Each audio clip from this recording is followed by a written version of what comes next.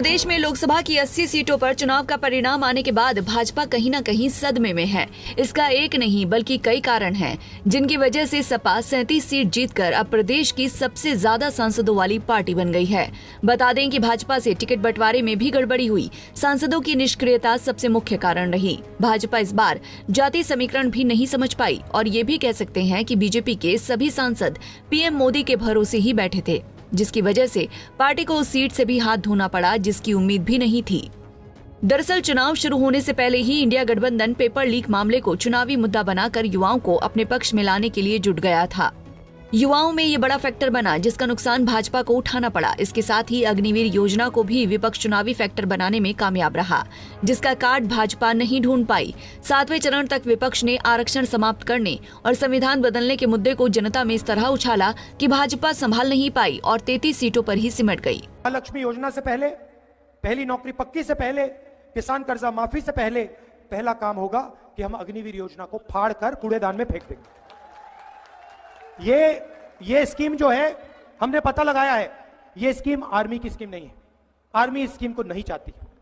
इस स्कीम को प्रधानमंत्री ने और पीएमओ ने बनाया है। आर्मी नहीं चाहती है 2 तरीके के शहीद।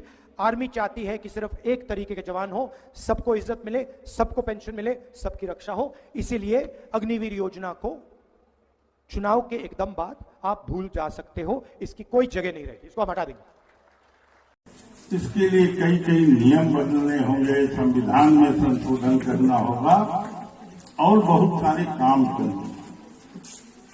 सरकार तो 272 तो भी बन जाती है, लेकिन 272 की सरकार संविधान में संशोधन नहीं कर सकती। उसके लिए 2/3 बहुमत से अधिक सीट चाहिए या नया संविधान बनाना। तो इसलिए इसके अलावा ये भी बताया जा रहा है कि सीटों के बंटवारे में भी भाजपा से चूक हुई है, क्योंकि एनडीए ने 49 मौजूदा सांसदों को टिकट दिया था, लेकिन वो सभी जनता से संपर्क बनाने में असफल रहे और पीएम मोदी के नाम पर दोबारा सांसद बनने के सपने देखते रहे। नतीजा ये निकला कि कई भाजपा सांसद अब पूर्व सांसद बनकर रह गए हैं। फिलहाल प्रदेश की सियासत में सबसे ज्यादा चर्चा अयोध्या सीट की हो रही है। यहाँ का परिणाम भाजपा के लिए ठीक उसी प्रकार टीस माना जा रहा है जिस प्रकार 2019 में अमेठी से राहुल गांधी के हारने के बाद कांग्रेस को मिली थी।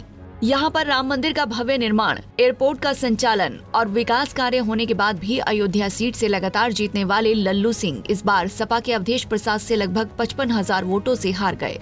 Bureau report, Punjab Kesari TV. हमसे जुड़े रहने के लिए हमारे YouTube चैनल को सब्सक्राइब करें और नई वीडियो की नोटिफिकेशन के लिए बेल आइकॉन को दबाएं।